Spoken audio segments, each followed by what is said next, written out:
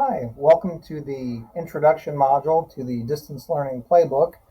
Uh, my name is Ed Kennedy, the coordinator of EL services for the district. I'll be walking you through the introduction.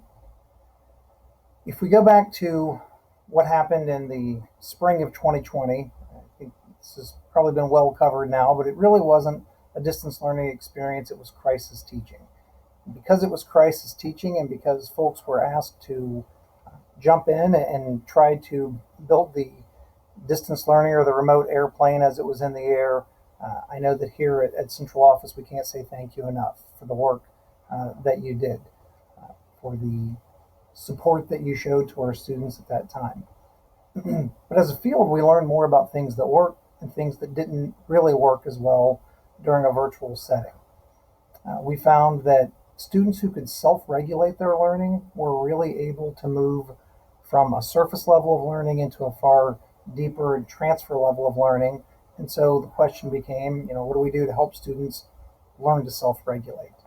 We learned that when the student is in control of learning, not the educator, not the teacher is in charge, again, that's a much deeper level of learning that students find themselves in. We found that the importance of diversity of instructional approaches, really providing a lot of opportunities for students to experience different approaches to learning and using different strategies, was very important in helping to move our students forward.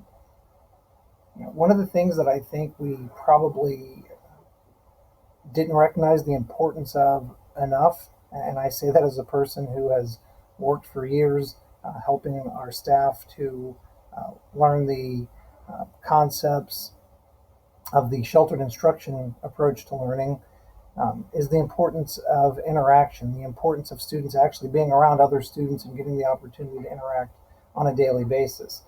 I think that's something that we definitely recognize coming out of the crisis teaching that we did this past spring, but the importance of giving students opportunities to interact with other students, whether it's in a blended or remote setting as they do during face-to-face learning.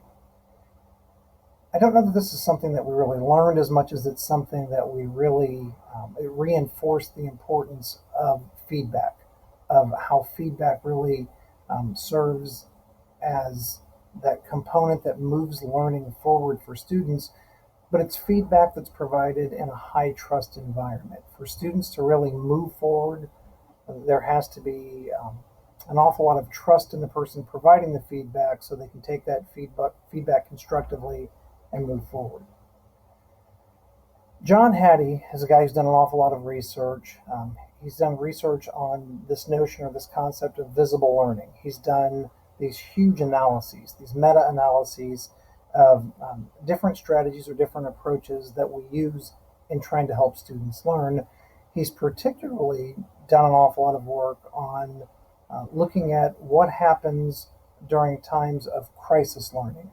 So he's had opportunities to study education plans that have been put in place following natural disasters, droughts or floods, international crises like war, famine within countries. And so the pandemic of 2020, he really had an opportunity to take a look at some things that have happened before as far as learning approaches and some things we're trying now. And what he does is he's taken that research and he's put it into something that he talks about, this notion or this concept of an effect size.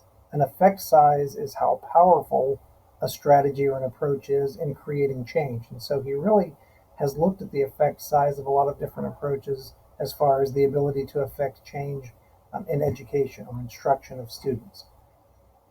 If there's something that really has a negative effect, there are scores that have adverse effects. They actually move students backward for learning, they don't move them forward. Students who are in situations where approaches that are used that are from a 0.0 to a 0.10, Hattie would say, really it's a 0.19, Hattie would say that those have a low developmental effect. The effect size is low for those strategies or those approaches. Anything from 0.20 to 0.39 is in that medium effect size. That's when teachers really do start having an effect on the learning that students are doing. That's a more significant, more recognizable effect. And then anything that's at a 0.40 or higher, Hattie would say that's in the zone of desired effect. Those are strategies or approaches that are really working to move students forward. So as you go through some of these modules, those will be things that we'll talk about. We'll discuss the effect size as you move through the different modules and the different approaches. Distance education has an effect size of 0.14. According to the research that Hattie has done, whether you're in a blended setting or a remote setting, it's an effect size of 0.14. What does that mean? If we say that we have an effect size of 0.14, what does that mean? Well, what it means is where distance learning is not necessarily an accelerator, it's not in that zone of desired effects, it's also not in the negative effect range. Hattie says that the setting, as far as remote or blended learning is concerned, is really not the deciding factor nearly as much as the decisions that we make as teachers and the work that we do with our students. The resources we use, the technology, in a blended or remote setting, it's nothing more than a resource. The real impact we have are the choices that we make. Are we using good solid strategies to determine where our kids are when we get them? Are we using good solid strategies to formatively assess those students and to move those students forward? Hattie argues that it's far more the relationships with students, the knowledge of where students are, and the formative nature of our instruction that really has a much greater impact than simply looking at something from a remote or a blended setting. The other thing we have to really focus on, though, is we have to make sure that we focus on are the decisions that we're making decisions that provide equity for all students. As the person who runs the English Learner Department for Southwestern City Schools and someone who's done a lot of work from a curriculum standpoint on working with families in poverty, I think that a good portion of my career has been dedicated to this notion of are we providing equity? And so when we look at the Distance Learning Playbook's examination of distance learning equity needs, these are equity needs for students in general. It doesn't matter what the setting is.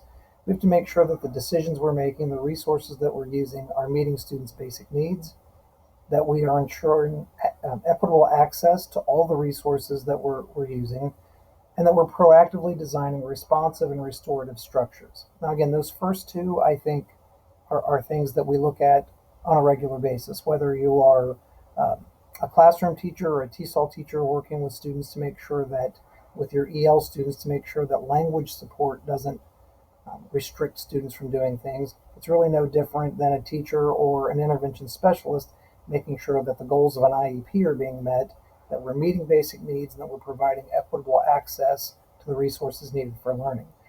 It's this third notion that I find really interesting in the Distance Learning Playbook is proactively designing responsive and restorative structures.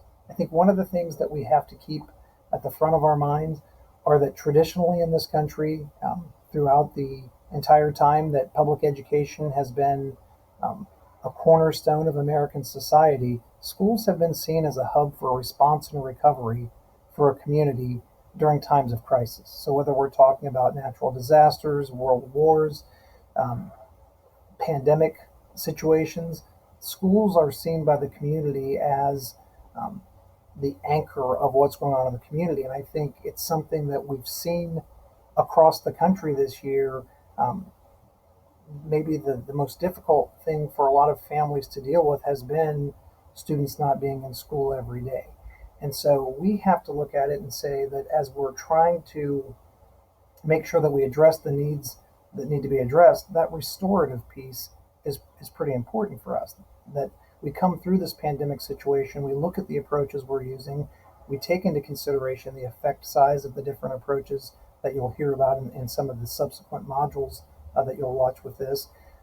But we look at those things and we say, how do we come out of this differently? How do we come out of this better on the other side? And I think, again, a great place for us to start is with this notion that it is really important to start by focusing on what our students know and what they don't know. I think that's been the bedrock of a lot of things that we've done instructionally over the years, but I think the blended learning and especially the remote learning setting really helped us to focus in with a very laser-like focus on the concept of let's start by figuring out what these kids know about the content that I'm teaching and what they don't know, and let's move forward from there. I think we've come to realize how incredibly important social emotional needs are, not just for students, but for staff.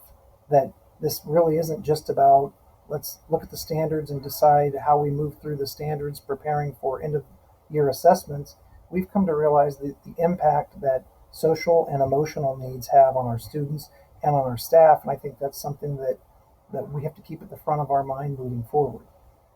We found how important it is to prioritize skills and concepts that our students need and that our families need, things that they don't understand as we try to provide access to resources for students. We have to make sure that the time we get to spend in a face-to-face setting, whether that's face-to-face in a remote setting, in an online setting, or the blue-green schedule that we currently use, we have to make sure that the time that we get to spend with students, we're really making a high priority on making sure they understand how to access the resources they need to help with learning and growth, but we also have to make sure that we prioritize that time to help them with providing access to the resources they need to demonstrate growth or to demonstrate learning, and something that we can help the families as they try to help us as students work through the things we're asking them to work through, and what are the resources they need to provide to demonstrate growth or learning. I think those are things that are very important. Again, feedback, so important. It fuels the momentum of learning. Feedback, as we said before, in that high trust environment where the student trusts the person they're getting feedback from, and they're able to take that feedback and use it constructively. Lots of opportunities for social interaction. We have to find ways to help our students interact as much as possible, whether it's in a blended setting and they're together on blue-green days, but how are we promoting that interaction on the days they aren't with us? Or if we would end up in a remote setting at some point in time, what are the strategies we're using to make sure that we promote interaction during that time? I think one of the things that we really have learned is that as we provide opportunities for our staff to grow, to develop during this time, there has to be a more intentional focus from our end on making learning better for teachers as well. We have to make sure that we are providing opportunities in any of the possible teaching scenarios we could be in, that we're providing opportunities for teachers to learn more, to demonstrate growth, and to work together collaboratively during this time. And I think that's something that we've really tried to focus on as we think about what are the best PDs that we could move forward with at this time. We learned that ineffective approaches or strategies for learning in a face-to-face setting are just as ineffective in a remote or a blended setting. And so we really have to say some of those things where the effect size is very low, those are things we need to move away from. We need to focus on those strategies or those approaches that have that highest effect size that really help to move folks forward. And then we have to ask some important questions. One of the questions we have to ask is, how do we assess our impact from a distance? How do we determine if what we're doing is helping to move students forward, if it's providing the correct level or the appropriate level of support for families as they try to help us? How do we assess that? How do we work together? How do we continue to collaborate? How do groups of teachers evaluate, discuss? How do they work together? How do they go through a TBT cycle? What are the things that we're doing to make sure that we are really addressing the collaborative needs that we have as a staff? And then how do we work to discover ways to enhance the effectiveness of everyone, of all the stakeholders, especially parents who really are our partners in education right now when our students are not with us at school? So how do we work to discover ways that we increase the effectiveness of everyone? And how do we get that feedback from families? How do we get that feedback from parents to determine if we're doing enough or if there are different things we can do as they work to support us in the work that their students are doing? Again, I will end this introduction module by reminding you that really throughout the course of American history and during the course of public education, these last 100 plus years, schools really are the hub of the community. So the work that we do right now stabilizes and solidifies things for families that are struggling during pandemic times. But the things that we're learning now will be the things that make the shift in education that we need to make moving forward. So the introduction module just kind of walks you through some of those overview kinds of things. I would encourage you now to find module 1 and take a look at working your way through the modules to see what are the things or the strategies that we can use to best support the needs of our students and our families during this time. Thank you.